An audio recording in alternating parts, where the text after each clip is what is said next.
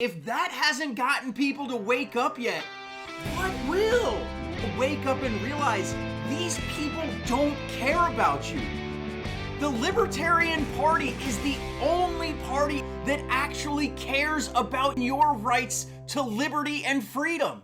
What's up, North Carolina, and welcome back to the Liberty Inc. podcast, your source to all things liberty in NC. I'm your host, Mike Ross, and with me today is Thomas Watercott. He is a candidate for the U.S. House in the 6th District, representing Guilford, Rockingham, Caswell, and parts of Forsyth County. Thomas, welcome to the show, man.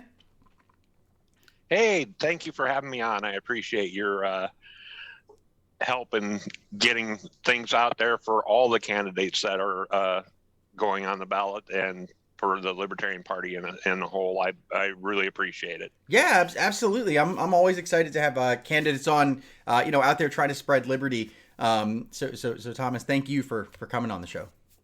I like to kind of start this off, just give you a little opportunity to introduce yourself, right? The main people who would be listening to this podcast are probably libertarians in the state of North Carolina. Hopefully, people that I would think are, already your target market for voters. But I'd love to kind of just start off the conversation with, what brought you to libertarianism?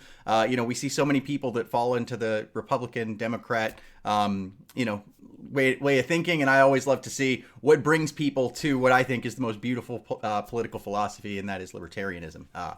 Yeah. I actually started out back in 1980 as a Democrat. I was actually the youngest Democrat delegate all the way up to the district caucuses in Minnesota at 17 years old. I was a diehard Democrat at that time. The Democrats then are a lot different than the Democrats now. So I'm not going to sit here and make comparisons, but after a while I kind of got disillusioned by the Democratic Party. Hi. And so it wasn't like I left the Democratic Party, they left me. Okay. So I went independent for the longest time, and I would say it was about 2008 I went back into the Democratic Party, mistakenly believing Barack Obama's promises. And then after his election and finding that he was doing the exact opposite of a lot of the stuff I wanted to see happen, I went back to independent, but I started looking at what else was out there and what the other beliefs were. And I went into the Libertarian Party more as just a check mark on the voter sign-in than actually being an active party member. I didn't get active until about 2019, I would say. That's when I started getting active in the party. Awesome. Well, I'm glad to have you. I think we need a lot more libertarians. I think as more and more people find out what we're actually about, I think we definitely have the power to appeal to the masses. We just have to reach them and let them know that there is a better option. So, there's a couple things you were talking about before we got started filming here, Thomas, that I definitely wanted to make sure we chat about. And, I've had a lot of candidates on recently that have been running for state level government. You are running for federal government, right? Which is going to have a completely different way of representing. I'd love for you to kind of chat a little bit through, your philosophy, right? As a federal candidate under the Libertarian Party, what are going to be, your roles that you'd be focusing on at that federal level versus what, say, a local or state level candidate would be focusing on?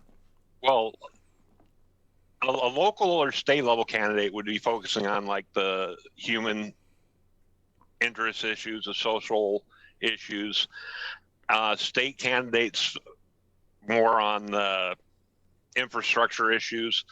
Federal candidates, as a federal candidate, I am looking and focusing on shrinking the federal government, actively shrinking it. I'm looking at things like term limits. I'm looking at requiring the legislature to take back their lawmaking powers. They've abdicated them for so long by creating all these commissions and agencies. I've actually started writing with a couple of friends a Legislative Oversight and Review Act, which requires them to actively oversee all these agencies and actively review all regulations, so that every regulation eventually gets into a 10-year cycle of review. So that, if a regulation is obsolete, it gets dealt with by getting rid of it or bringing it up to date. Or if there's regulations that are in conflict with each other, we deal with the conflict. If there's regulations that are duplicating each other, I got no problem with duplicative regulations. I've got a problem with them being slightly worded differently to where you can be in compliance with one regulation, not in compliance with the other, just because of one or two words. I would rather see an agency say, you must be in compliance with this agency's regulation as a regulation, rather than just say, make their own total separate regulation that says basically the same thing. Right. Yeah. Okay. Yeah. I'm very much when it comes to regulation, I think the heart is always in the right place. That they're trying to do the right thing. I just think that it's so often regulations just become a hindrance, right? Whether it's for regulations around homeschooling, business, things like that. So I think anything that you can do to lessen the burden on people that are being forced to comply with some of those regulations, as you mentioned, in some cases where it's duplicated and now you have two different things where you can't. I absolutely love the idea of restricting or limiting or reducing or removing that, and any way possible. So.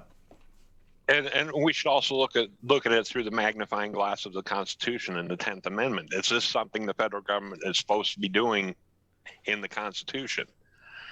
Is this a constitutionally delegated power of the federal government, or is this something that we should leave to the states and have the great experiment, each state deciding how to deal with that particular issue or problem, and see what the best idea is through the experimentation of several different states attacking it several different ways?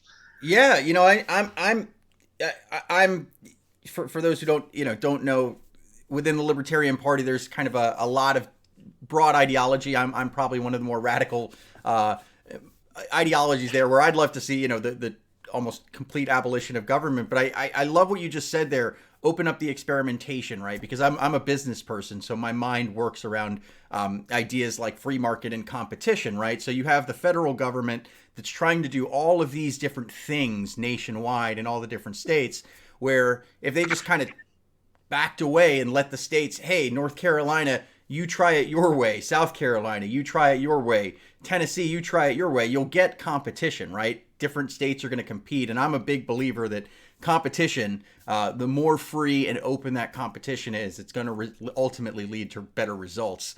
And unfortunately, there's no competition in government, really. So I like that idea. Well, the base idea of the federal government, there's certain powers that are delineated in the Constitution that it has and it's supposed to be over. That needs to be paid attention to. But the primary thing, you narrow it down to the two most important things that the federal government can do. First one is protect individual rights. Yeah. They should be protecting the rights of the individual. Doesn't matter if you're different than me or I'm different than you. Our rights are the same. Yeah, absolutely. So protecting the rights of the individual and providing services for the state, not being rulers of the states, providing services for the states. So I got no problem with the FBI if we're talking about their fingerprint lab, their forensic lab, their what do they call that on Criminal Minds, behavioral analysis unit. But not with them coming in and taking over the investigations with the state. But if the only time they should have any authority in an investigation is if there's two states involved, and only that should be the authority of a mediator, not the authority of a arbitrator. It's funny. I was talking with a state level candidate earlier in the week, and kind of talking about how state government is in bed with federal government with things like civil asset forfeiture, where they were talking about in North Carolina, we claim that we don't have civil asset forfeiture in North Carolina because our state police isn't allowed to do that. But what they end up doing is, if they stop someone and find that person with property or cash or whatever it is that they want, to for lack of a better way of putting it, and I think the most honest way to put it, is steal from a citizen, even though they can't do it. What they do is they pick up the phone, hey, call the DEA or some federal agency, and then the federal agency swoops in, steals the property, and then actually like almost gives a commission to the state, right? Yeah, and revenue shares back it. to the state. Yeah, and that whole thing is it just strikes me as a ridiculous system where, you know, the state comes out and says, yeah, we're against civil asset forfeiture, but in reality it's just, yeah, we don't do it, we make the feds do it, and then give us and we take advantage of it. Yeah, and benefit. What is that? You know, my biggest problem with civil asset forfeiture is, and it took me a while to come around to this, because at first I thought it was a good thing. I'm being honest. Yeah. I've evolved over time, but is the lack of due process. You've got to prove your cash is innocent before you can get the cash back. Right. They don't have to prove your cash is guilty or you're guilty of anything. Yeah. You got to prove your cash is innocent. Yeah, and it can not only do you have to prove it's innocent, like you have to spend time and money to get your own money back. I remember seeing this one case. I think it was in Arizona. It was like a U.S. Army veteran, right? And he had like, you know, $90,000 in cash. It was his life savings, and they stopped him. And the guy was even like, you know, saying, hey, you know, I didn't do anything wrong. And it took him like 2 years. He finally won his case, but it took him 2 years of having his money tied up and having to go through the criminal justice system. And it yeah, just, and then he gets no compensation other than his money back. Yeah. Your reward is you get your money back. There's no penalty to it. It's that. And I used to think qualified immunity was a good thing. Yes, I was sued. and as I looked closer into it, and it's like, I still think that there needs to be a certain level of immunity, and that otherwise the criminals, every time you get a ticket, somebody's going to be suing the cop that gave them the ticket. We don't need that, but we do need, they shouldn't have immunity for bad behavior, and there should be a way to differentiate bad behavior between normal operating and what is acceptable. Yeah. I mean, I think for me, the hardline position on qualified immunity really comes down to, to the idea that you said earlier, individual rights, right? Where if a right exists, in my opinion, it should be applied equally to everybody. It doesn't matter color, creed, religion, or even profession, right? You shouldn't have a profession that carves off and gets its own rights that other humans don't. You know, I'm a big believer at the only rights are human rights, right? So the idea that cops have these special rights or judges have these special rights that say, hey, oops, I can kill somebody and get away with it because I have this special right, where if it was anybody else, they'd be facing some kind of punishment. I just think ideologically, I've got some issues with the idea that you're carving out special rights based on what you do for a living. Well, even congressional immunity, I have problems with. Sure. There was a reason for it back in the day, just to prevent other states from kidnapping, so to speak, the representatives of opposing states. But nowadays, that's not the issue. Sure. So that, if I decide that I'm, in order to get to Washington D.C. faster than anybody else, I'm going to speed, I shouldn't get away with not getting a speeding ticket. Sure. I've broken a law, even though I may not necessarily think it's a relevant law, but I've broken a law. I should get that speeding ticket. But right now, a congressperson can just pull out their little lapel pin and they just walk on by, no ticket. Yeah. I mean, it's definitely. I think that what we need to do is extend those rights to everybody else. But that's just my take. Because I'm kind of a little more radical on that one. But I agree. The idea that anybody gets special treatment, whether it's whether they're rich, politically connected, whatever it may be, is just kind of crazy to me. Yeah. It's the reality. You know what? The way to curb a lot of this is don't allow them to take the money that they get from these various fines and et cetera into their general funds to pay for the things that the government wants to pay for. Make it a law that they have to put it into like a victim trust fund so that we can recompense victims of crime for crimes committed against them. Yeah. in cases where there's no insurance. Now there's no incentive for them to go and just write tickets just to get revenue. Yeah, yeah, no, I agree. I think the whole idea of policing for profit is, what we're sold as a community is that police are there to protect and serve, and I think the idea of community service and safety and security is something that society wants. But when you have a motorcycle cop giving a guy a guy a ticket for not wearing a seatbelt unironically, right? Like that's something that happens on a daily basis. Who is that really protecting? Who is that really serving? That's something that we see a lot of across the country. So yeah, but then you got to look at the flip side of that. And don't get me wrong, I like to argue counterpoints. So sometimes I'll jump onto the counterpoint, even though I agree with the point you're making. On the flip side, that guy that's not wearing the seatbelt can get in an accident, and then he has these humongous hospital bills that he can't pay, and doesn't have insurance or whatever.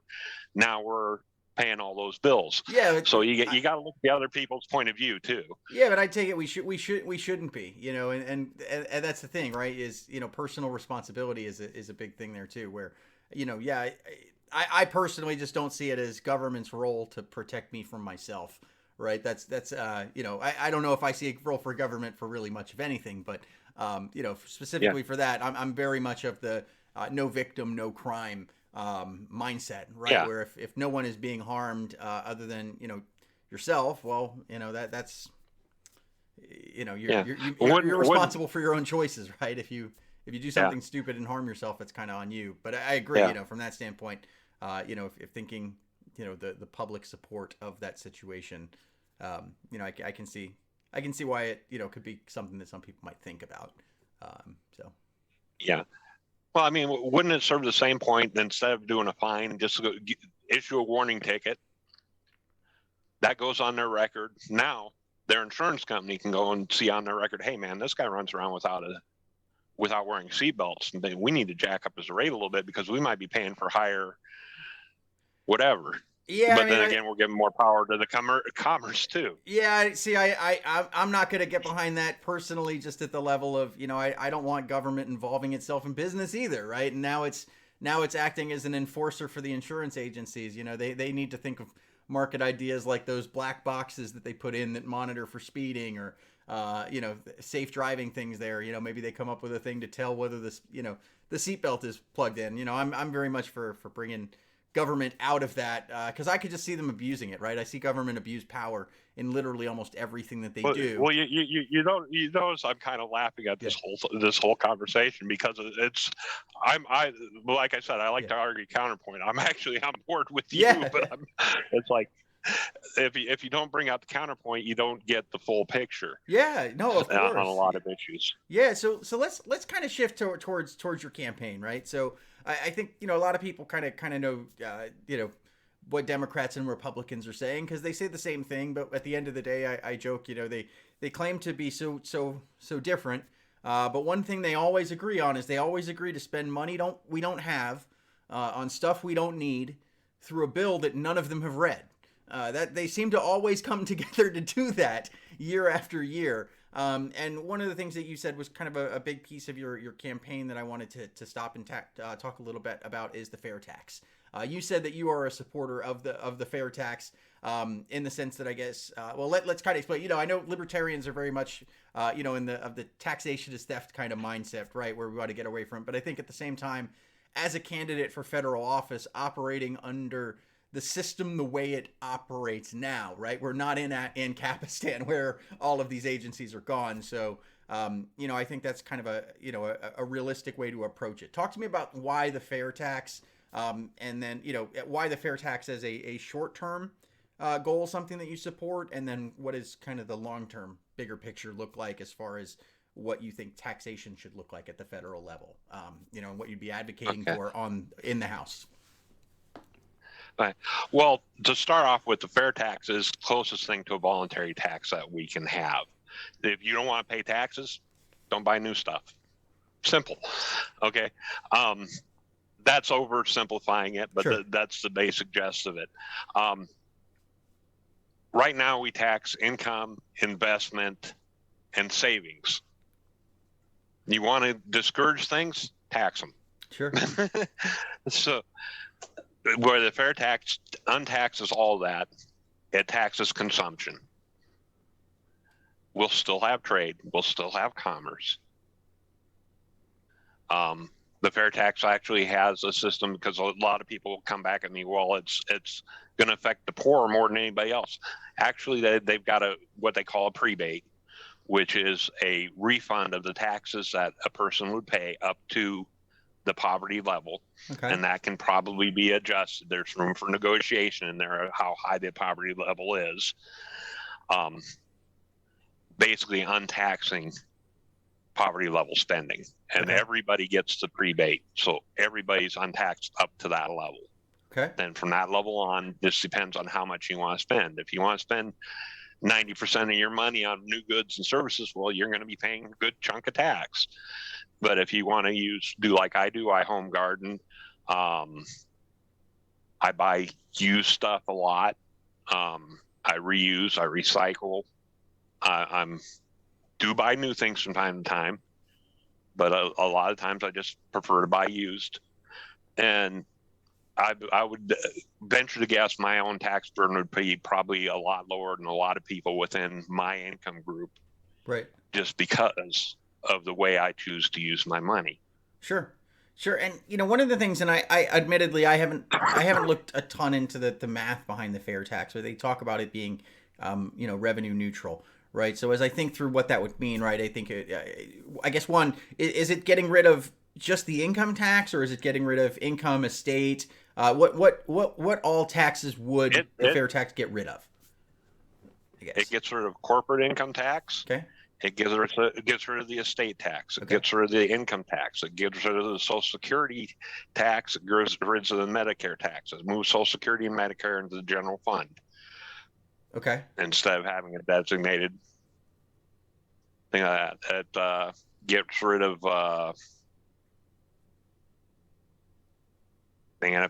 every once in a while my mind slips on things. Okay. Yeah.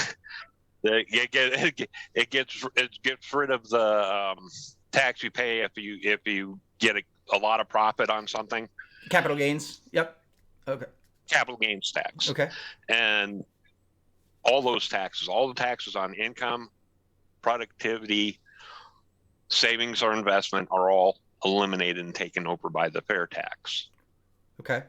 And do they have any projection on how high that would be? Because I'm sitting there thinking like the total revenue, for it to be revenue neutral, that seems like it would be a pretty high sales tax, for nationwide sales tax. The projection they used to the GAO was about 23%. Okay.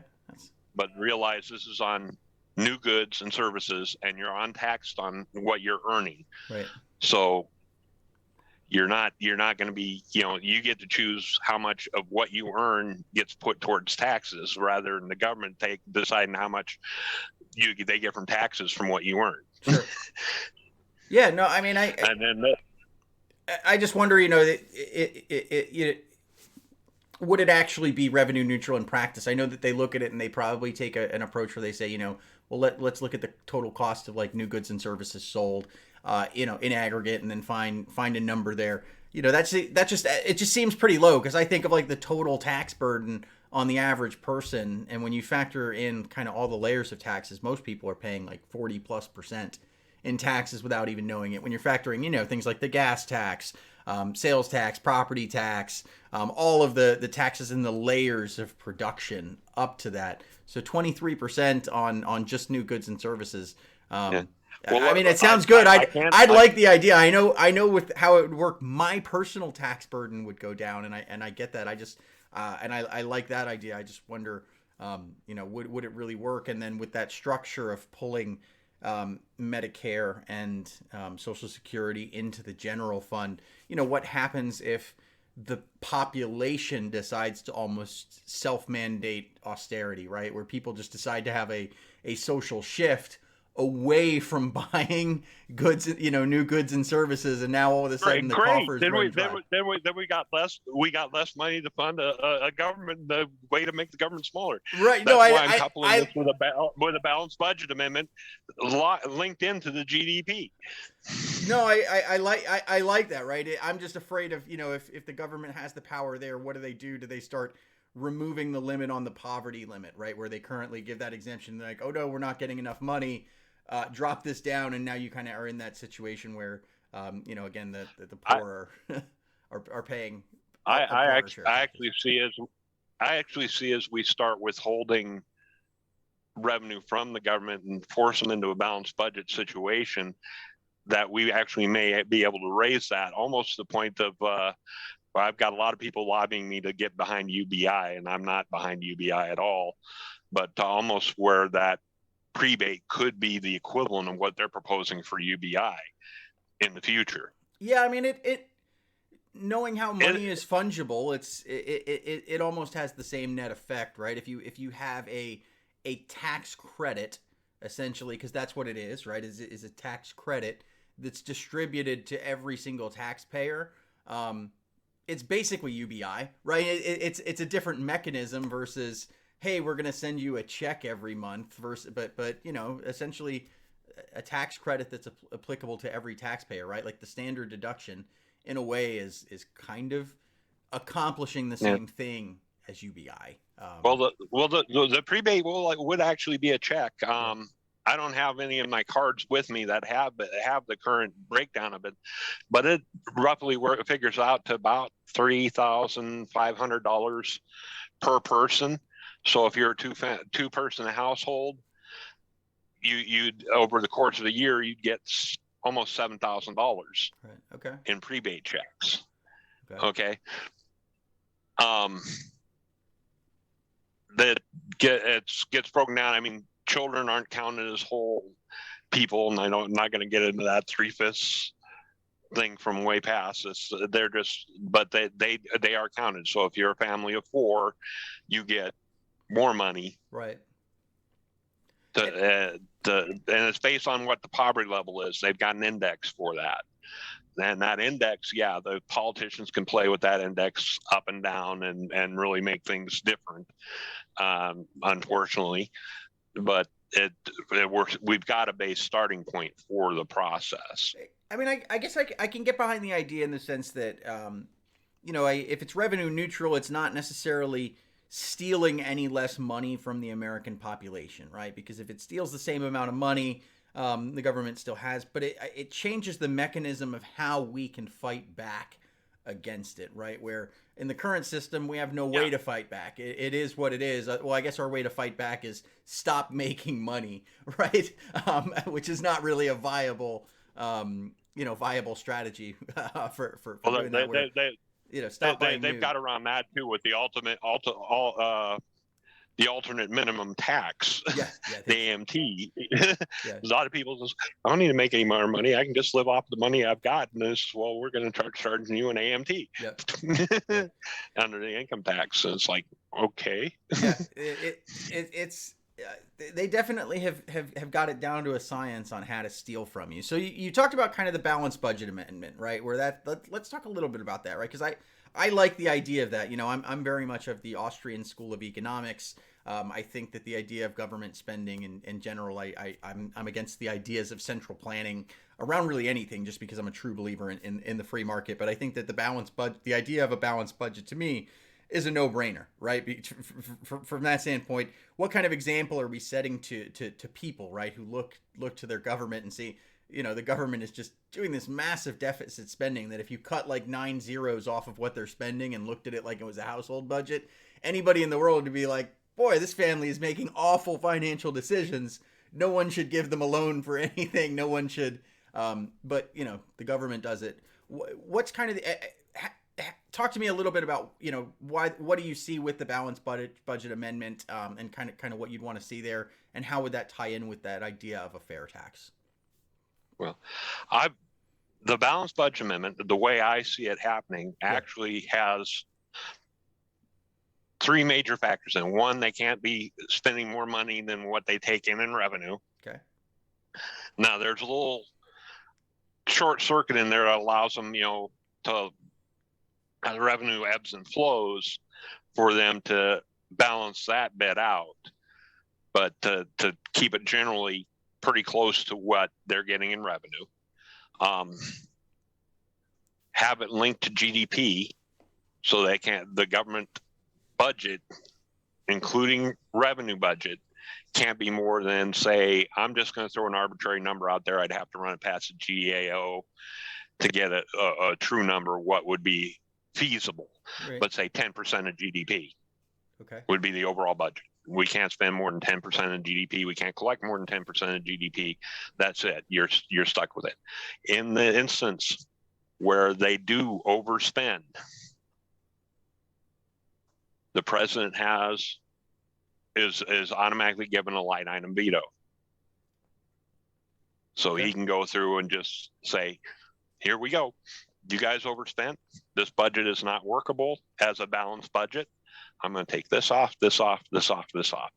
Now, the big thing, we tried this in Reagan era with a presidential line item veto. We did it by statute. Where it falls short is it needs a mechanism for the budget to go back to Congress. So when the president line item vetoes it, it needs to actually go back to Congress, where they can do one of three things: do nothing, in which case the budget stands with the vetoes taking effect.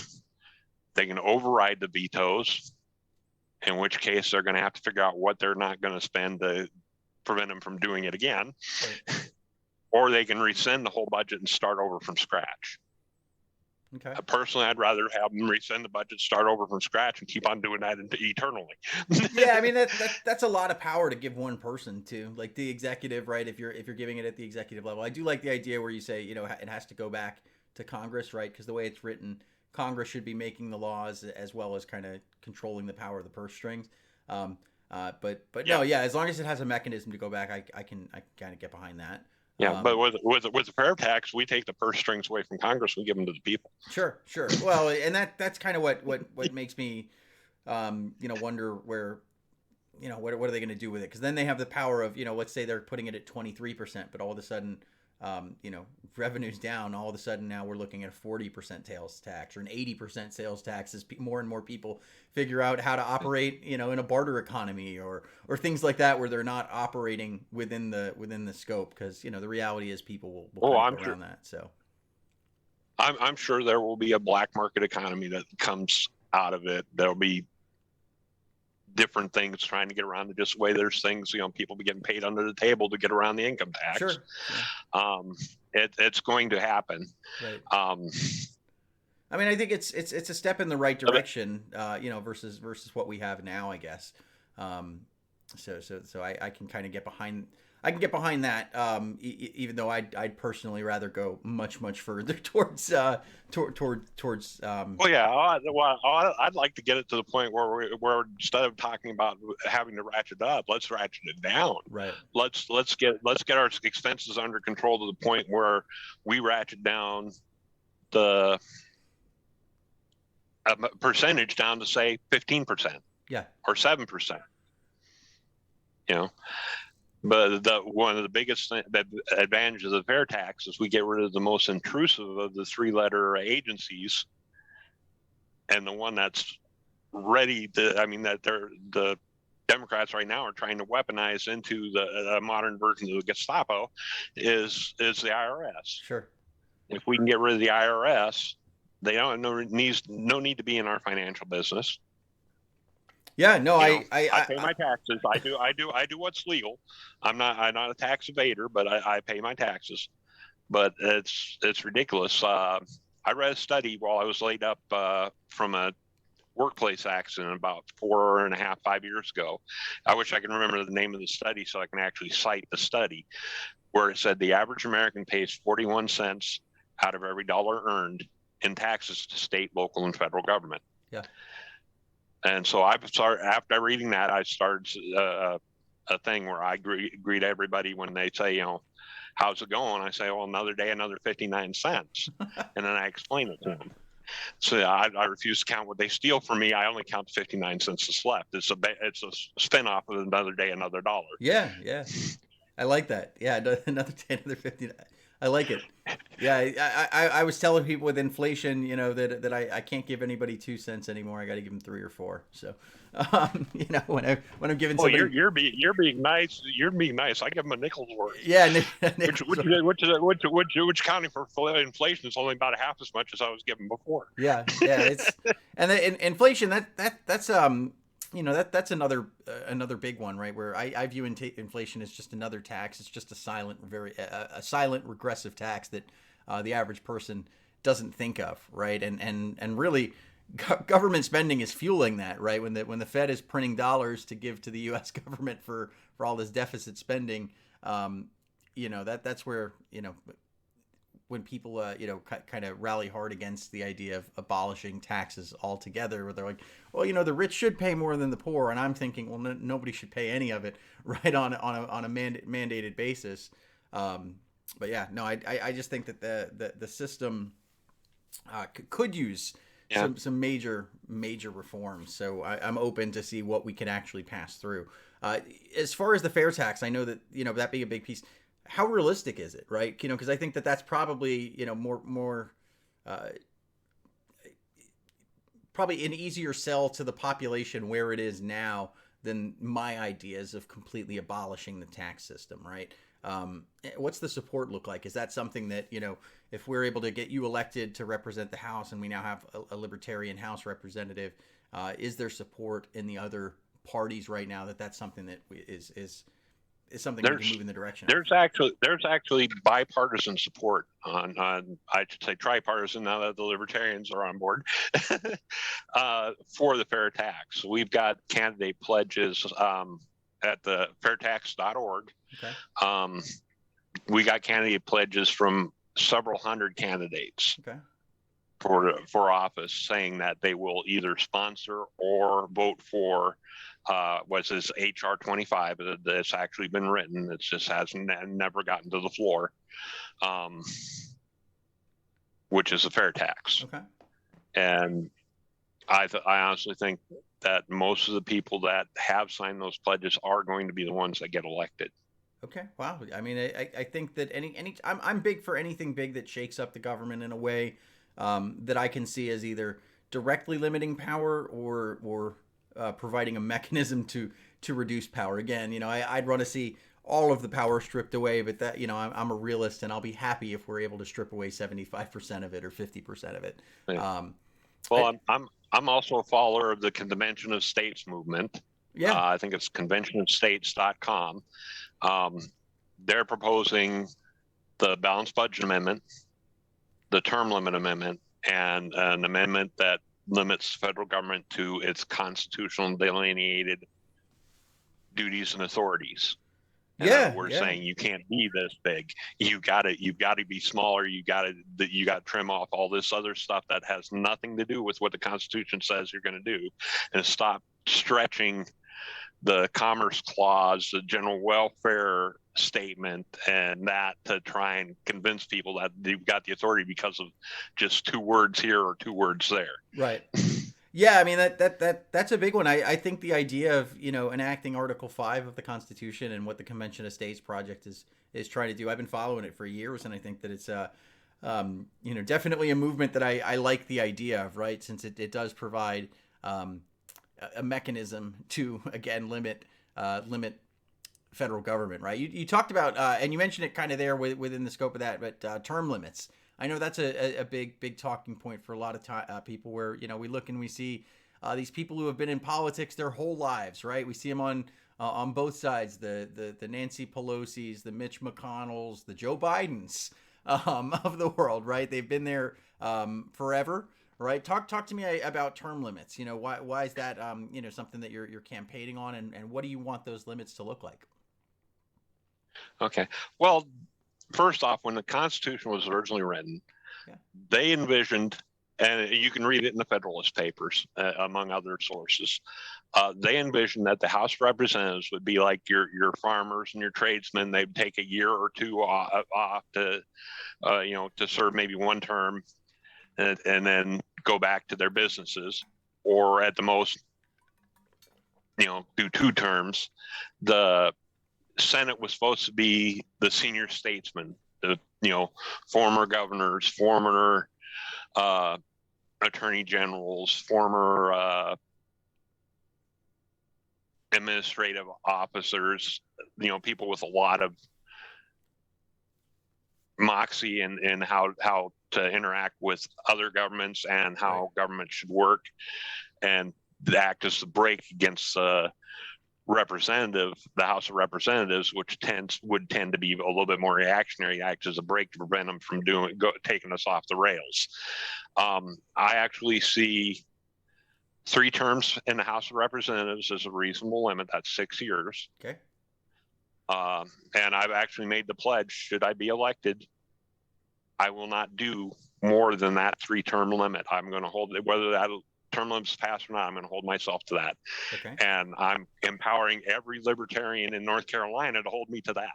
Okay. Yeah. And so, matter of fact, I'm empowering every citizen in North Carolina to hold me to that. The Senate should be 2 terms. Okay. So 12 years total, 2 6-year terms.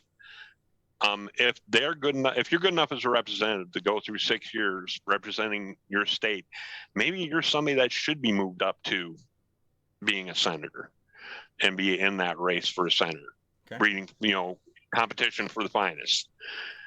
If you're good enough to do 2 terms as a senator, maybe you should be in that competition, be the next president. Right. I have no problem with the political career that works that way, but the political career where I'm going to go in there, capture me a seat, and by nature of demographics and my cronies in the state level, keeping things gerrymandered just the right way so that I can keep my seat forever. Really. I'm going to be there for 30, 40 years and die a millionaire.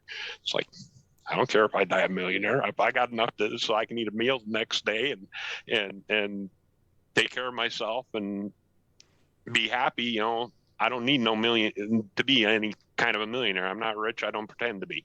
Sure. I'm not poor either. I'm not going to go and cry that little bastion. My net worth in the 5 figures, not 6 figures. Yeah, I've got a reasonable expectation of it. Yeah, no, I don't see, so many politicians. Why are they able to get rich, right? Like that's the thing, that the whole system that allows it. And I get, getting in there. I just look at it as, why have we as a society allowed our politicians to get rich off of public service? Like they go in there and the job that they're doing in most cases is not really creating value or creating prosperity for regular people, but they're coming out, all of them pretty darn rich, getting a pretty hefty, what is it, $174,000 a year paid for by the taxpayers to start at the House. Isn't that kind of the level that it's at right now? Yeah, it's $174,000 for the House for a House member. It's $196,000 for Nancy Pelosi. For the Speaker of the House gets an extra $20,000 for being Speaker. Right. I'm not sure what the Senate is. I'm not going to go and venture a guess. I just didn't look into it, so it didn't matter to me. Yeah. It's that's some reasonable amount of money considering they've got to maintain 2 households. Well, but do they really? Because that's unless you live in like Joe Biden in Delaware, where you can commute on the train to the Senate every day. Well, I mean, you almost have to maintain a place to live there. That's one of the things that I start to question about, right? Where I look at business and how business has shifted, right? This whole idea of, where you've got people in DC who mostly live in DC, where the reality is, even though we're relatively local, we're in the same state, right? You and I, Thomas, but here we are using technology to connect, right? Thinking of the cost of moving staff and everything back and forth, like, why are we not taking advantage of that to make government more efficient? Like where Nancy, can you imagine if Nancy Pelosi actually had to live in her district and be accountable to her local district members, and every other representative just stayed there and, set up the technology, make it work. If we need to come in and Well, get together for certain things, they can. But to bring it more local, Alma Adams, she lives in a gated community up here in Greensboro. okay, There are actual houses up here in Greensboro in a gated community. Her district is Charlotte.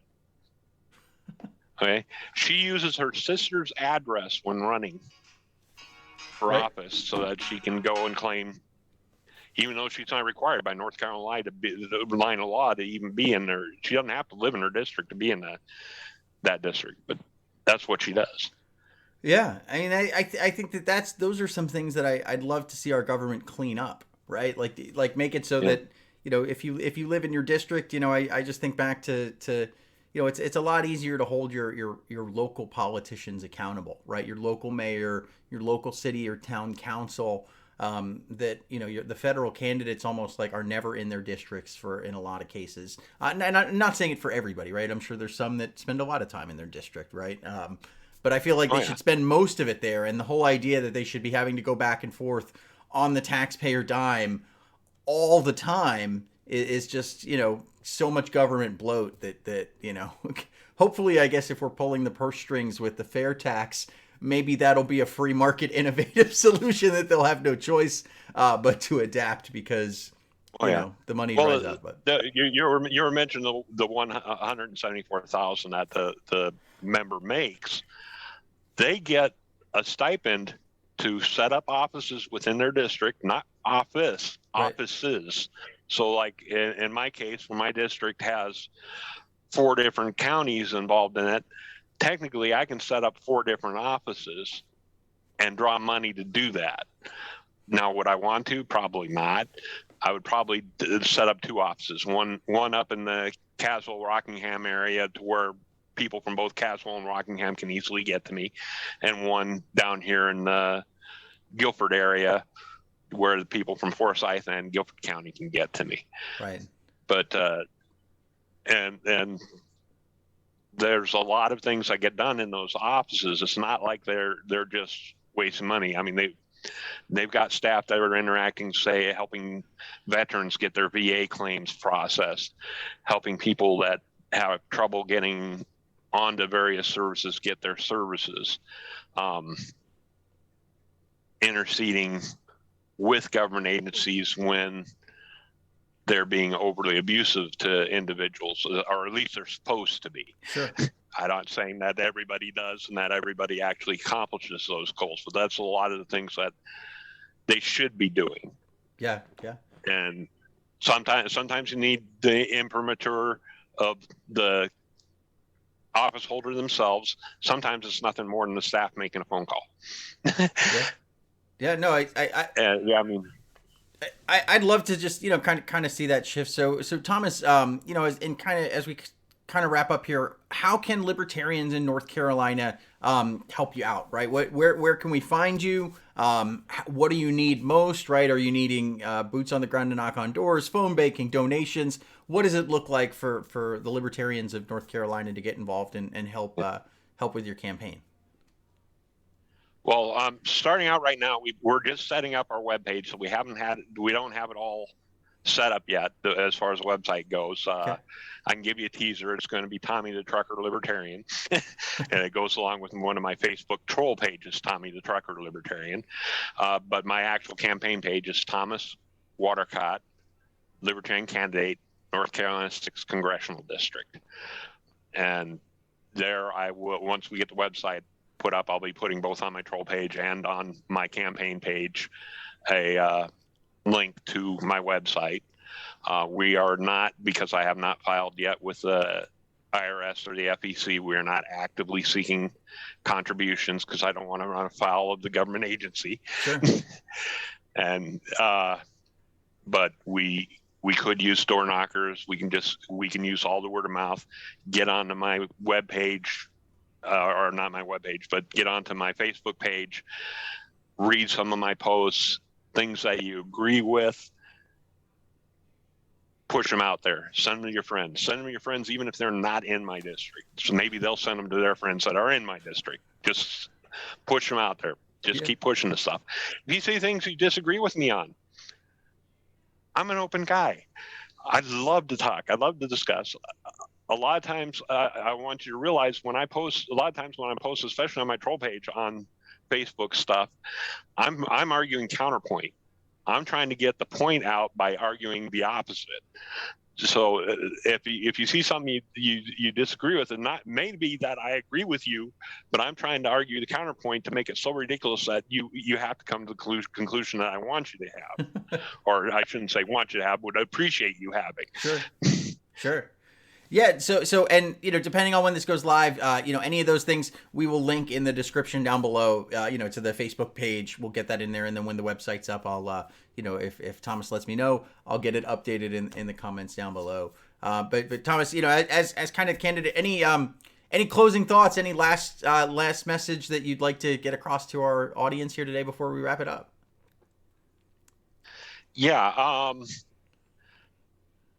I'm gonna circle all the way back to the Constitution. Yeah. If you read the preamble of the Constitution, it's an aspirational and living document. It says, "We the people." That's all of us. Whether you agree with me or not, you are one of the people. And all of us together decide what's best, not just a big government entity deciding from the top down. It should be from the bottom up. Okay. So I encourage all libertarians to seek local office. I'm not in the Mises caucus, but I'm kind of on board with their protocol of building the party from the bottom up, going for those lower offices. The only reason I'm going for a federal office is, quite frankly, I felt God put it in my heart to do so. Sure. And I need to do it. Yeah. And anybody that's campaigning for office within the same district, 6th congressional district with me for other offices, I'll be glad to come to any of their events and help promote their candidacy as well for what they're running for. Awesome. Because it's going to take a team effort of all libertarians. Yeah, definitely. Yeah, well, Thomas, thank you so much. Thank you to all of our listeners as well. Again, if you're watching this in the future, check the links in the comments as we'll get more info for where you can find Thomas's campaign pages on Facebook website. We'll get all of that as it kind of comes out if you're listening to it in the future. Thank you so much for listening. We will see you next week, and keep on fighting for liberty in NC.